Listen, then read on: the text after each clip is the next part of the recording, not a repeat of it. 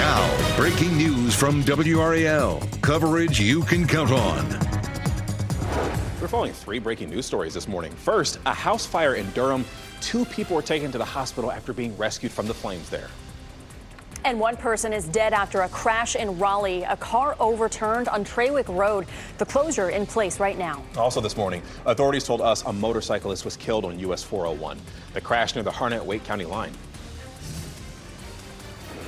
And it's going to be another hot day like it was yesterday. Our high temperatures approaching 90 degrees.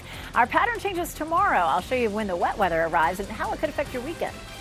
Plus, statewide changes. New rules could be coming to your child's school. The bill's being considered on school start times, grading standards, and more. Thank you so much for being with us here on Fox 50 on your Thursday. I'm Michelle McConaughey. I'm Chris Levin. Good Thursday. Doesn't sound as good as Friday, but it's okay. We're almost there. Yeah. And a beautiful sunrise that we have here downtown Raleigh. A lot of construction, but still, it's nice to see the sunshine. The best place to see the sunshine is out in the WRAL weather patio. That's where we find Elizabeth Gardner. Yeah, that is exactly right. So pretty out here right now. Feeling very comfortable. I feel like this is one of the first mornings, at least in a while, that I've been out here, without a jacket on, and it feels just fine. We'll take a live look at Goldsboro right now, and so happy to have our Goldsboro camera back. 71 degrees is our temperature now. Last time we checked in, we were upper 60s, so we're starting to see those temperatures creep up a little bit.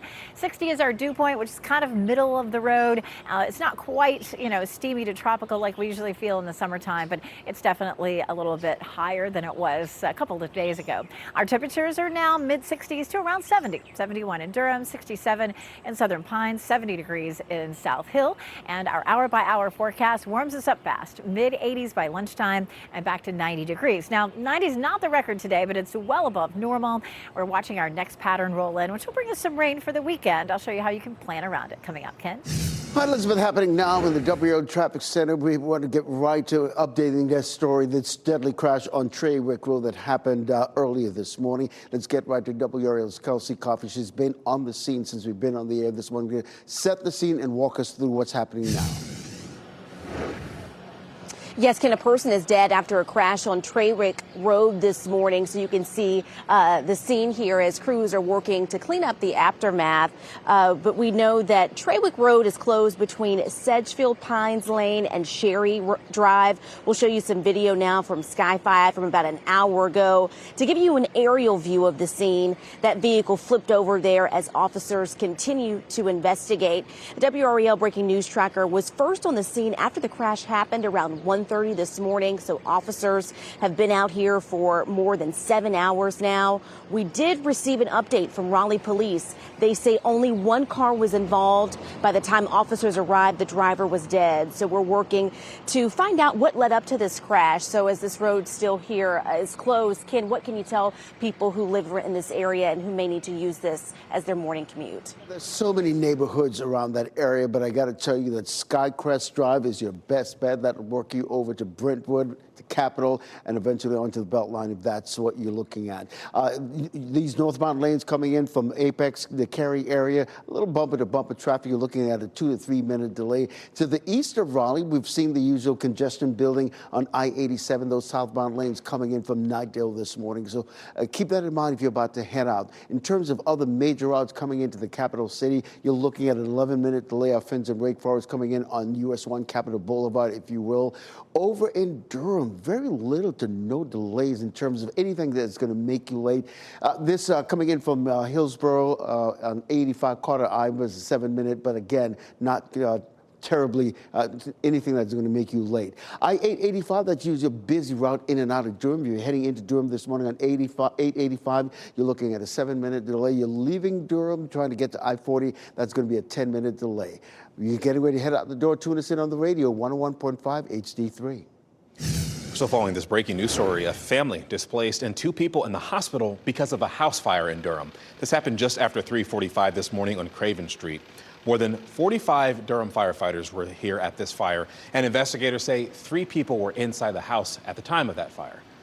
A man heard the smoke detector and managed to escape, but firefighters had to rescue the other 2 people. Both were taken to the hospital, and so we're working to learn how they're doing and what caused this fire.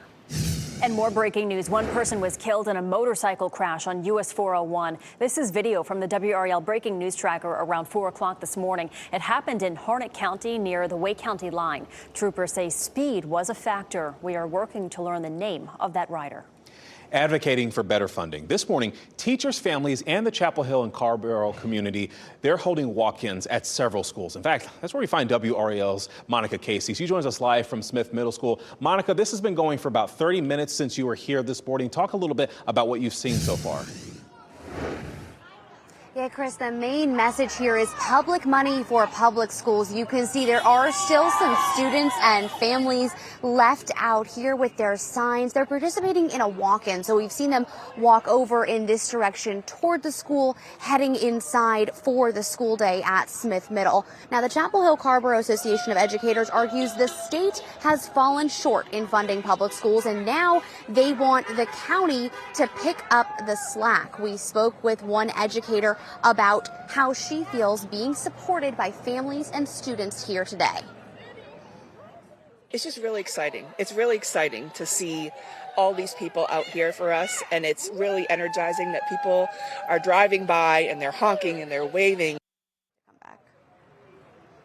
The issue of state funding for public schools is a concern we've heard in other districts, but it has special significance here right now where they've had to cut positions because of the budget. Now, the school board's expansion budget asks to restore master's pay and increase salary supplements on top of bringing some of those other positions back. The group here today asking the Orange County Commission to fund that full request. Live in Chapel Hill, Monica Casey, WRAL News. New this morning, authorities in Hoke County arrested a man accused of leading law enforcement past a possible improvised explosive device, or IED. Sheriff's deputies arrested Jonathan Oxendine last night after investigators say he ran from them. Last month, officers say he escaped alcohol law enforcement by running into the woods. That is where they discovered what appeared to be an IED with a tripwire. Oxendine now faces multiple charges. A man was arrested after a short chase on I-40. This is Sky 5 video from about 2 o'clock yesterday afternoon. State Highway Patrol says that car was clocked going over 100 miles per hour. Troopers chased the car before the man got out of that car and started running. 22-year-old Lazarus Reed was charged with fleeing to elude arrest and aggressive driving. This morning, teachers, families, and community members in Chapel Hill and Carborough again teaming up to advocate for better funding. You heard from Monica a little bit ago. They're holding walk-ins at several schools there. The Chapel Hill Carborough Association of Educators argue the state has fallen short in funding public schools. The district cut positions because of the budget. And in addition to restoring those positions, the school board's expansion budget asks to restore master's pay and increase salary supplements. Today, new bills that could have a big effect on your child's school are up for debate at the Legislative Building, where you are looking live this morning. The State House will take up a bill that would get rid of state restrictions on school calendars. If passed, it would allow each school system to decide when to start and end each semester. The Senate passed a different version of the bill yesterday. Another bill would lower performance grading standards for K-5 schools. And a third bill would direct the Department of Public Instruction to overhaul how it teaches math in grades K-8. Today, work to improve public schooling gets back underway. This topic is in the final session of a 3-day planning session for the State Board of Education. Today, they'll vote on pay for teachers who missed several work days because of Hurricane Helene, and they'll also receive information on other topics. This includes charter schooling in North Carolina, academic performance in Native American communities, and early graduations. The U.S. Attorney's Office says this North Carolina man is the ringleader of a global child exploitation network. Prasan Nepal from High Point is accused of running a group that threatens and manipulates minors online. The group is called 764. It's a violent online extremist group. An affidavit says the group is known to have forced some young as 13 to share videos of them engaging in sexually explicit conduct and setting themselves on fire, abusing their pets or siblings, even suicide. Cybersecurity expert Kimberly Simon wants parents to know these groups exist. So it's getting more and more dangerous for children if they're not monitored. The group has a guidebook for grooming that outlines the kids they are targeting. Simon says to keep your children safe, know what apps they're using, check privacy settings on all of their devices, and teach children not to talk to strangers, not just in person, but online as well. Newly released hospital safety grades this morning once again give a local hospital the worst mark in the state. The Leapfrog Group gave Granville Medical Center in Oxford a D grade in its spring report card. The facility received a D grade on each report card since fall 2023. All hospitals in the Triangle received A or B grades. The grades are based on overall hospital safety with a focus on preventing medical errors. You can actually see the full report card for yourself, even where your local hospital stands, over on WRAL.com. More than 80 people, including librarians, educators, and school board members, met for a town hall at Athens Drive High School. The group says they gathered in defense of books, budgets, and basic access to knowledge. They view select legislation as a threat to libraries. House Bill 636 proposes creating processes to review library books at the school level. Librarian Jane Miller sees it as a form of censorship. Libraries are being targeted at the state legislature, and it's so unnecessary. Our school board has a wonderful policy for parents to be involved. On the other hand, nonpartisan group Pavement Education Project supports the bill. They have even curated a list of books for people to object to for content they say could harm young minds. Sam Hershey, a Wake School Board member, says funding for libraries could be discussed by a committee this month.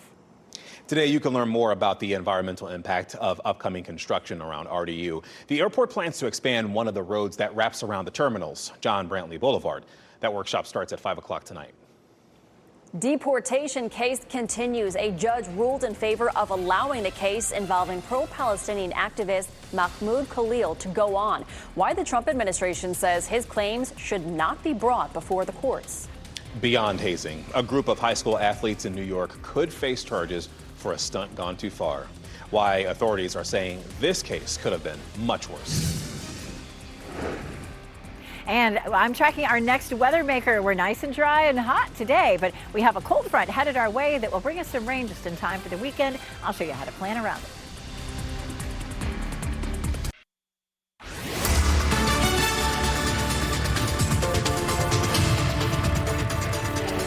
It's a beautiful day. We're taking a live look at Carolina Beach right now. So pretty. Hey, it's Friday Eve, so we can take at least a peek at it, right? It's going to be really pretty there for today and maybe tomorrow, but all across the state, we're going to see some changes just in time for the weekend. It's comfortable here this morning. 71 in Durham, 67 Fayetteville, 68 in Cary and in Garner. We take a look at our exercise forecast. It feels really comfortable now. Lunchtime 83, but we'll have that window near 90 degrees from about 2 o'clock in the afternoon to around 5. If you're exercising, though, later this evening, temperatures will start to drop into the low 80s.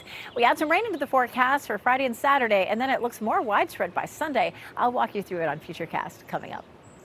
All right, Elizabeth, happening now, updating that scene on Traywick Road this morning. It was the scene of a deadly crash, but it's in the clearing phase right now. Let's take this live look with the help of photographer Mark Alexic. You can see they've taken away the crime scene tape. There's a couple of officers left, and the tow truck just pulled away that particular overturned vehicle that involved one driver who died. If that's part of your morning commute, you don't have to worry about taking Skycrest Road. I think you'll be free and clear this morning in the next few minutes. All right, thank you, Ken. A judge ruled Mahmoud Khalil can move forward with his deportation case in federal court.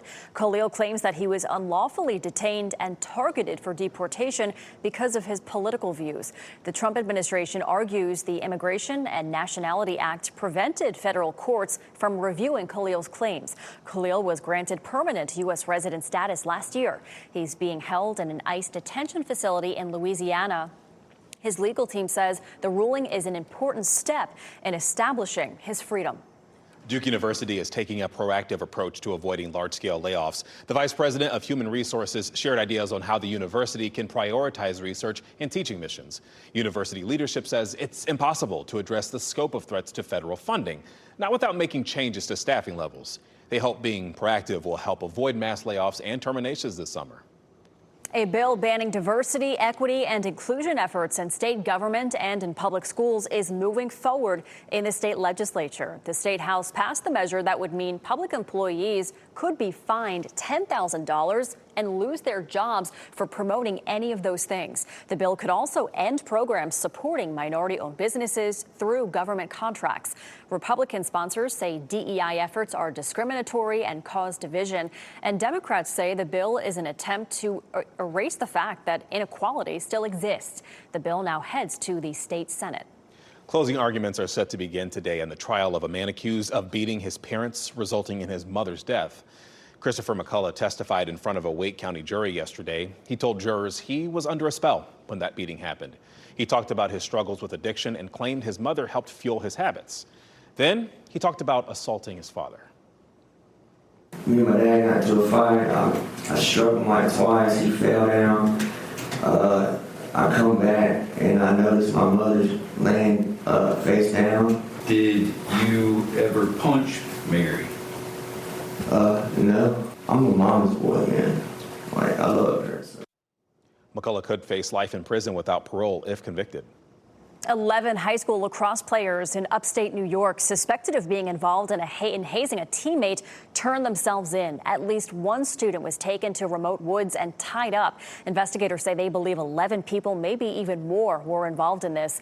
The DA says 5 younger students on the West Hill High lacrosse team were tricked into thinking they were going to McDonald's after a game last week. An older player was driving, pretended to be lost, and led the students to a staged kidnapping in the woods. At some point, people came out of the woods dressed in black, and they were armed with what appeared to be at least one handgun and a knife. One student was put in the trunk of a car with his hands tied and a pillowcase over his head. The DA said the students would face kidnapping charges if they did not surrender to authorities. A baseball fan is in critical condition because they fell from the stands at PNC Park in Pittsburgh. What you're seeing here, this just left players with the Pirates and the visiting Chicago Cubs shaken last night. The Pirates say the man fell more than 20 feet from the bleachers onto the field. The team's training staff helped EMS personnel treat that man before he was taken to the hospital. He is doing okay this morning. We'll get your fascinators and mint juleps ready. The 151 running of the Kentucky Derby at Churchill Downs is happening on Saturday, and you can watch it live on WRAL. The action gets started at 2:30, all leading up to the most exciting 2 minutes in sports. That's it. It's a big party, and then the party's over just like that. But it's fun. That may be the most exciting 2 minutes in sports, but the most exciting 1 minute and 45 seconds in weather. That's Elizabeth Gardner out on the WRAL weather patio.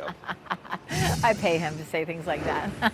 All right, it is pretty out here, though, really everywhere. I'm looking around here on the patio, here in the gardens, and lots of sunshine. We had a few clouds earlier, but most of those look like they've dissipated. Fayetteville, Raleigh, Apex, Chapel Hill, all looking pretty. Chapel Hill's courtesy of Top of the Hill Restaurant, so looking great. This is our next weather maker. We're on the south side of the warm front, so we're in the warm sector of this storm, so it's going to be hot again today. Yesterday we hit 90. We'll hit that again. And then you can see some rain ahead of the cold front. That will start to move in starting tomorrow, and then it may end up stalling. We'll have a low pressure system in the upper levels of the atmosphere that will sit over us, and as long as it sits near us, it's going to keep that chance of rain in place. It starts tomorrow around 5 o'clock or so, lasts until 10 or 11, but just 40% chance. So we're not looking at widespread rain on Friday or Saturday for that matter, between 4 and 9, some scattered storms. Now Sunday's a different story. We have a 90% chance. That means most people will see rain, and it will be on and off all day, and then a 60% chance on Monday. So on and off all day, but just not as widespread.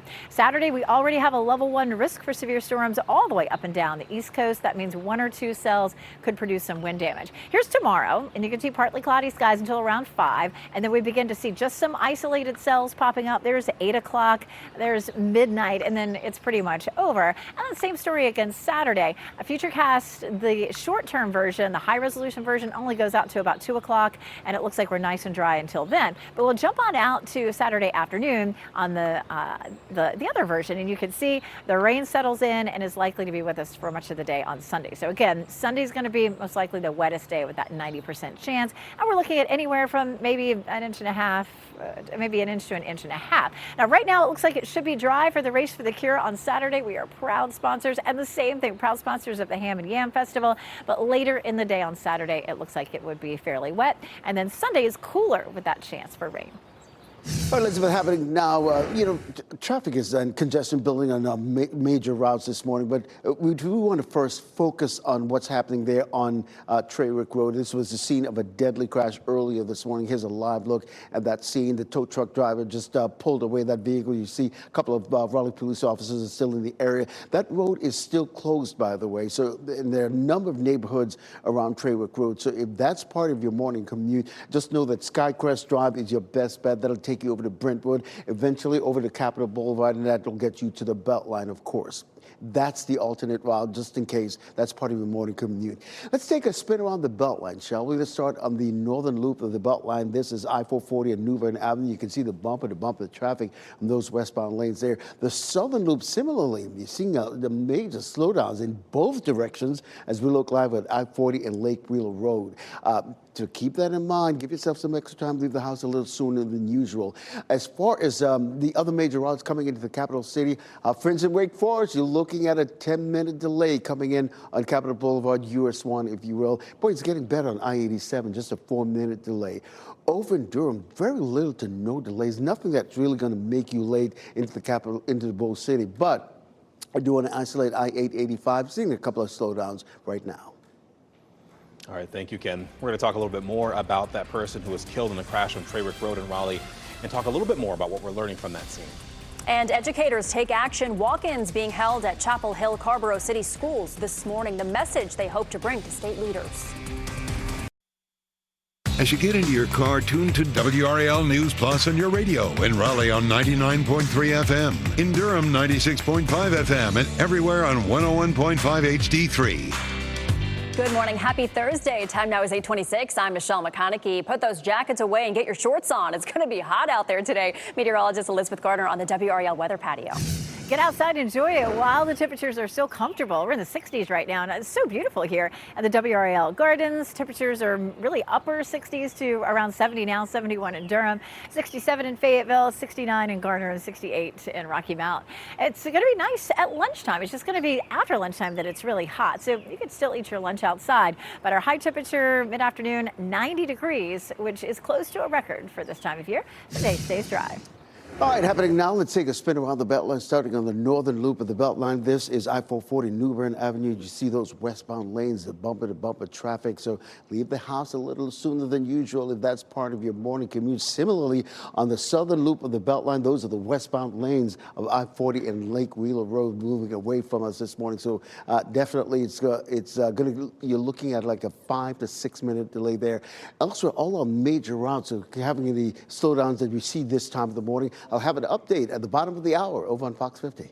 Thanks, Ken. A person dead after an early morning crash on Traywick Road in Raleigh. This is a live look at the scene. The fire department just got there. It happened just after 1:30 this morning near Marsh Creek Road. The WRAL breaking news tracker was there as officers investigated. This was a single car crash. The driver was the only person in the car. And today, the State House will take up a bill that would get rid of state restrictions on school calendars. If passed, it would allow each school system to decide when to start and end each semester. The Senate passed a different version of the bill yesterday. Next on Fox 50, how a Wake County gas station is making things right after a fuel mix-up left customers with damaged cars. Now, breaking news from WRAL. Coverage you can count on.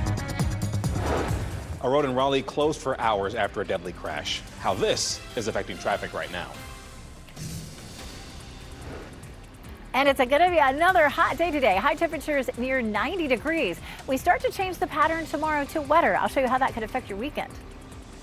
And push for funding. Teachers, parents, and students are hosting walk-ins at schools in Chapel Hill and Carrboro. Their message of public funding for public schools. Thank you so much for sticking with us here on Fox 50 on your beautiful Thursday morning. I'm Michelle McConaughey. No, I'm Chris Levingate. It really is a beautiful Thursday Nice morning. and sunny. The rest of the day is looking pretty good, too. Temperature-wise, as you said, ditch the jacket, wear the shorts outside. Yeah. Elizabeth Gardner, it's a nice one today. It really is. I mean, it already feels great outside. It's a touch on the muggy side, but nothing like we would see in July or August. We take a live look at the gardens right now. So pretty, just beautiful sunshine everywhere. Our muggy meter is sitting at 60. That's our dew point. Our temperature 70. 71. That muggy meter at 60 is on the low end of tolerable. It's almost comfy. It feels good out here right now. We're not headed to steamy or tropical just yet. We're going to keep it right there at tolerable through the weekend.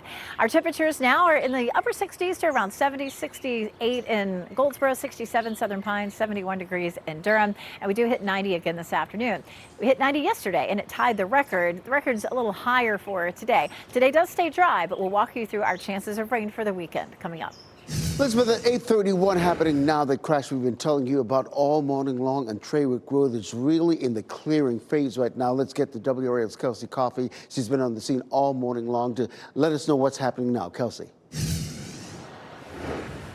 Yes, Ken, now the crash is in the clearing phase. The fire department arrived here within the last 5 minutes or so. They're just doing the final cleanup here. But still for now, Traywick Road is closed between Sedgefield Pines Lane and Sherry Drive. We'll show you some video now from Sky 5 so you can get an aerial view of what the scene looked like earlier this morning. That vehicle flipped over there as officers continued to investigate. The WRAL Breaking News Tracker was first on the scene after the crash happened around 1:30 this morning. We received an update from Raleigh police. They say only one car was involved, and by the time officers arrived, the driver was dead. So we're working to find out what led up to this crash. But if folks are heading out the door within the next couple of minutes, Ken, what can you tell them about how to avoid this during their morning commute? Yeah, there are a number of neighborhoods in that area. So because Traywick Road is still closed, your best bet will be to use Skycrest Drive as an alternate route to get you away from Traywick Road and get you on your way this morning. Let's take a look around the Beltline, starting on the northern loop. The Beltline is I-440 and New Bern Avenue, bumper-to-bumper traffic this morning. Similarly, on the southern loop of the Beltline, as we look live at I-40 and Lake Wheeler Road, congestion in both directions. As far as other major routes coming into the capital city, here's what we're looking at this morning. It's a situation where usually you see the trouble spot will be Capitol Boulevard, US 1 coming down. You're looking at a 10-minute delay, just a 4-minute delay if you're coming in from Nightdale. So things are getting better on I-87. Over in Durham, the situation, if you're coming from Hillsborough and I-85, you're looking at a 27-minute delay. I'll keep a closer eye on that to see what's going on there and let you know what's going on. If you're getting ready to head out the door, tune us in on the radio, 101.5 HD3. Breaking news, a family is displaced and 2 people are in the hospital because of a house fire in Durham. You can see the damage here on your screen. This happened just after 3:45 this morning on Craven Street. More than 45 Durham firefighters responded to this fire. Investigators say 3 people were inside the home at the time, and a man heard the smoke detector and managed to escape. But firefighters had to rescue the other 2 people. Both were taken to the hospital, and we're working to learn how they're doing, plus what caused the fire. And part of US 401 near Harnett County is back open after a deadly motorcycle crash. Investigators say the crash happened near Lillington around 2 o'clock this morning. Investigators say the driver was speeding and ran off the road. They say they were thrown from the motorcycle and went through a fence. We are working to learn their name. This morning, to advocate for better school funding, some of the Chapel Hill and Carborough community, well, they're participating in walk-in demonstrations at several schools. WRAL's Monica Casey joins us live from Smith Middle School. Monica, you've been out there. I see the people behind you there. What's the energy like as they're out there demonstrating? Yeah, Chris, they are still going strong. The main message here today, public money for public schools. Now, the teachers and students, they've had to go inside for their regular school day, but these parents are still out here sending this message. The Chapel Hill Carborough Association of Educators argues the state has fallen short in funding public schools, and now they are asking the county to pick up the slack. Educators were supported here today by lots of students and their families. It's just really exciting. It's really exciting to see all these people out here for us, and it's really energizing that people are driving by and they're honking and they're waving.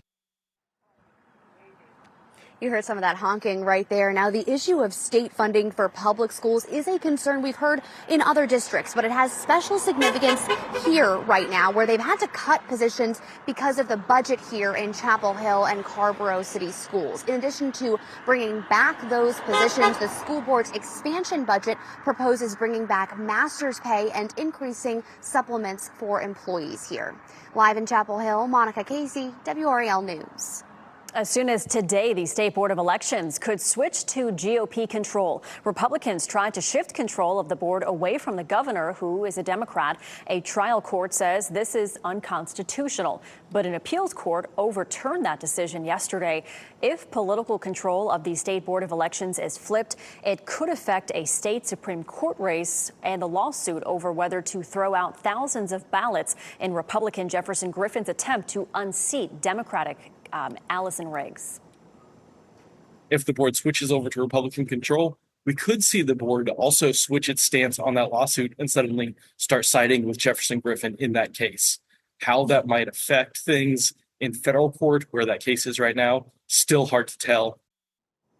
And our NC Capitol team will be closely following developments throughout the day. Look for updates on WRAL News from 4 to 7:30 this evening. We are working to learn if anyone was injured in this crash on I-85. This happened last night near Henderson. The interstate was closed for a bit between the Poplar Creek Road exit and the Ruin Creek Road exit. Troopers were investigating there before the road reopened, but it's not clear how many people were involved in this crash. Vice President J.D. Vance cast the tie-breaking vote, killing a Democratic motion on a resolution to end the national emergency used to impose President Trump's tariffs. 3 Republicans, Senators Susan Collins of Maine, Lisa Murkowski of Alaska, and Rand Paul of Kentucky, joined all Democrats in support of the resolution.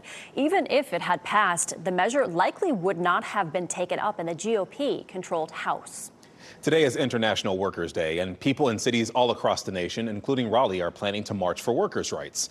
A march is planned for 4 o'clock this afternoon in downtown Raleigh, and the group plans to march from Halifax Mall to Bicentennial Plaza. Now, a similar march is planned in Durham. The march is happening starting at 2 p.m. at Major the Bull on West Paris Street. The United States signed a new economic agreement with Ukraine. Ukraine's economy minister shared photos of herself and U.S. Treasury Secretary Scott Bessent completing that deal. Part of it will provide the U.S. with minerals extracted from Ukraine. Ukraine says it'll determine what and where to extract those minerals. Now, there is hope the deal will ensure continued American support amid Ukraine's war with Russia. Another Star Bar employee is facing charges, and arrest warrants have been issued for 2 other people. The charges are from April 13th. That's when vehicles in the parking lot were shot. Darius McDougald was arrested yesterday, charged with drinking after hours and an additional charge. The ALE also issued warrants for Laquan Carter and Brianna Eiler. Last week, 2 other employees were arrested, and they're both expected back in court this month. It's a new era at the DMV with a new leader taking over the highly criticized department. Paul Tyne owns an insurance agency. He previously served 2 terms in the North Carolina House. For months, 5 on Your Side has reported on long delays, staffing shortages, and outdated technology, failures that largely fell on the shoulders of last commissioner Wayne Goodwin, who decided not to reapply for his job earlier this year. Tyne takes over next week on May 6th. People in Fayetteville will now pay more for water and wastewater services. Fee increases go into effect today.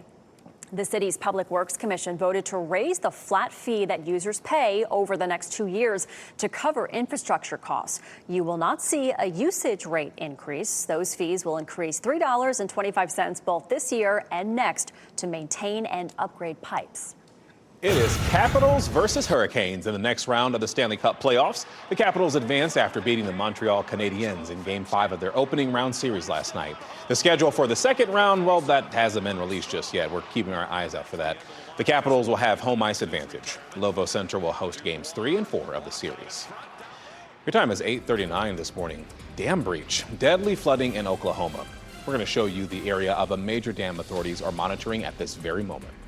And repairs for life. A gas station in Wake County making things right with customers after a major mess up that damaged their vehicles. 5 on Your Side's Keely Arthur tells us about the resolution. Now, we do want to give you a live look at Franklinton this morning. I tell you what, every camera we show you this morning, gorgeous outside. It's comfortable, but things are going to heat up this afternoon. Meteorologist Elizabeth Gardner will tell us just how close we'll be to record highs.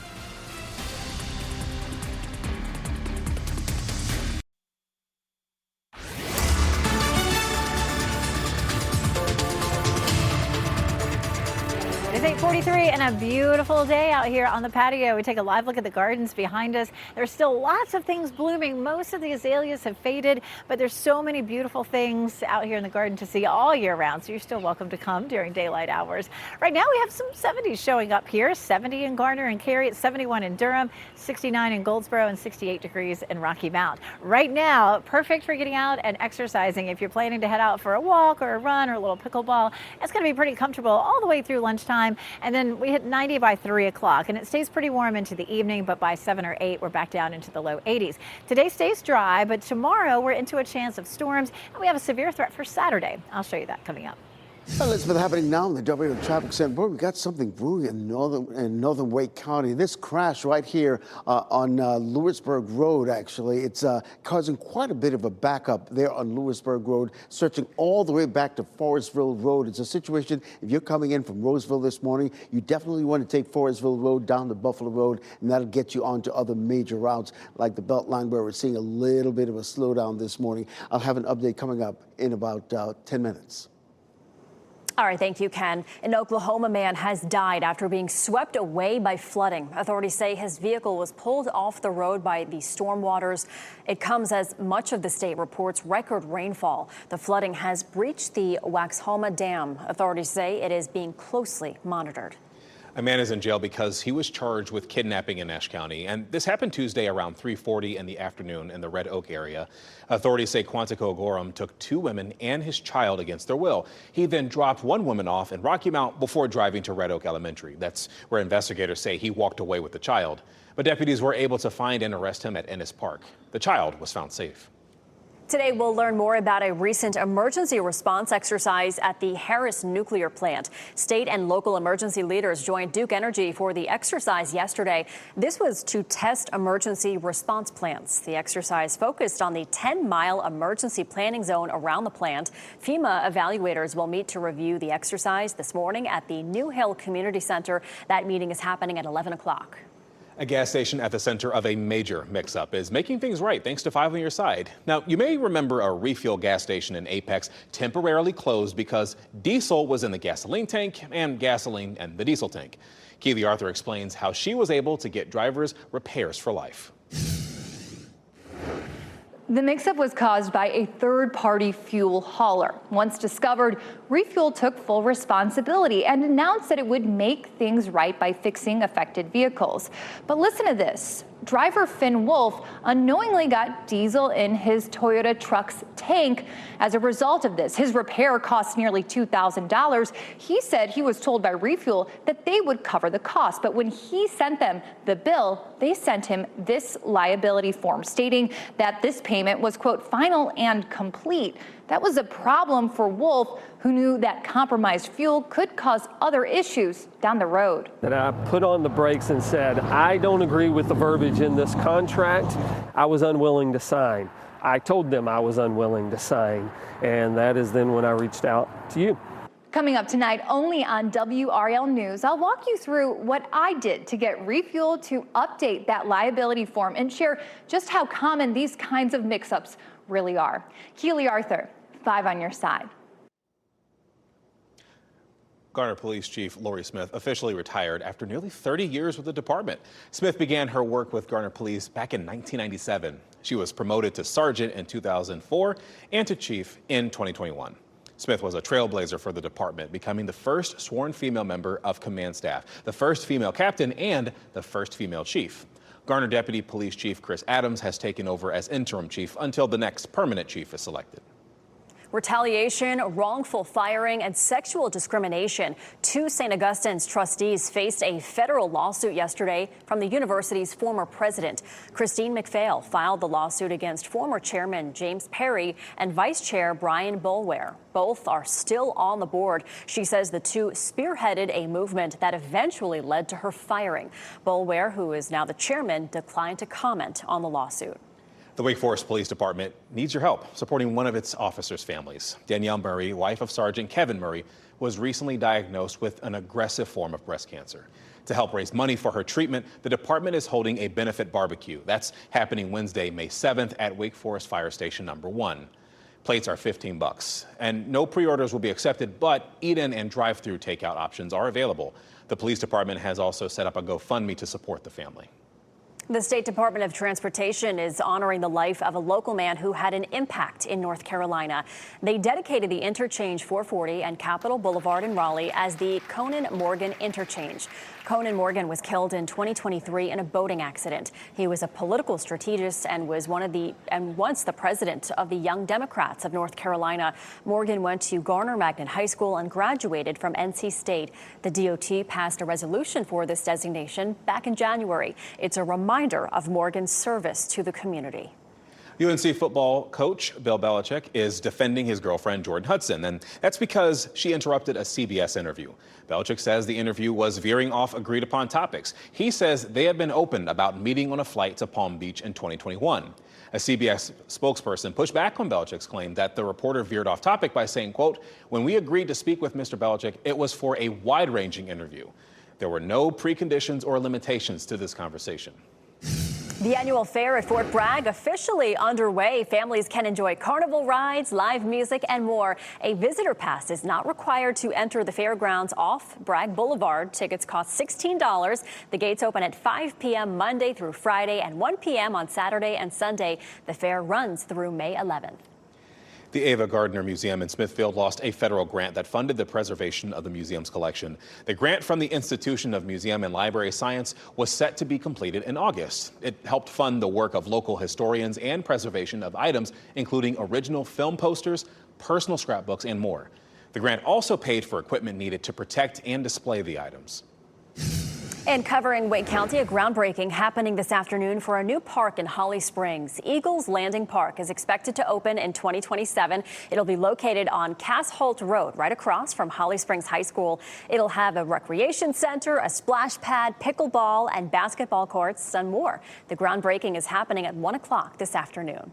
All right, let's go ahead and step outside real quick. It looks beautiful there at the state legislature building. The sky, though, that's kind of telling the story. It's nice and golden outside with the sunrise there. We have Elizabeth Gardner, who is tracking the next weather maker coming to our area.